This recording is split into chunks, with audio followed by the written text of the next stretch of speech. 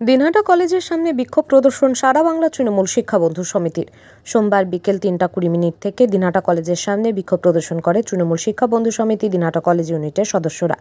তাদের অভিযোগ, যাদবপুরে সিপিআইএম আশ্রিত দুষ্কৃতী দ্বারা শিক্ষামন্ত্রী ব্রাত্য বসু ও এপকোপার সদস্য সারা বাংলা তৃণমূল শিক্ষা বন্ধু কর্মীদের ওপর বর্বরোচিত আক্রমণ ও শিক্ষা বন্ধু সমিতির কার্যালয় ভাঙচুর, অগ্নিসংযোগ করা হয়েছে। সেই ঘটনার তীব্র প্রতিবাদ ও ধিক্কার জানিয়ে এদিন এই বিক্ষোভ কর্মসূচি করে দিনহাটা কলেজ ইউনিট তৃণমূল শিক্ষা বন্ধু সমিতির সদস্যরা।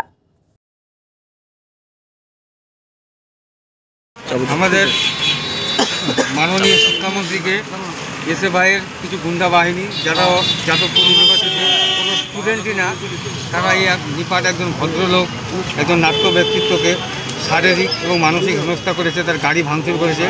তারই প্রতিবাদে আজকে আমরা দিনহাটা কলেজের পক্ষ থেকে আমরা একটা বিক্ষোভ কর্মসূচি গ্রহণ করেছি। আমরা অবিলম্বে সমস্ত দোষীদের গ্রেপ্তারের দাবি করছি। কী নাম আপনার? আমার নাম পার্থ চক্রবর্তী। কোন দায়িত্বে রয়েছে? আমি শিক্ষামন্ত্রী সমিতির একজন সদস্য। চলছে রাজ্য নেতৃত্বের নির্দেশে আমাদের মাননীয় শিক্ষামন্ত্রীর উপরে যে আক্রমণ হয়েছে তার প্রতিবাদে আমাদের এই কর্মসূচি চলছে সারা রাজ্যের সাথে সাথে। কী নাম? আমার নাম অর্ঘ্যপবন সরকার। কোন দায়িত্বে রয়েছে? আমি তৃণমূল শিক্ষা বন্ধু সমিতির জেলা কমিটির মেম্বার।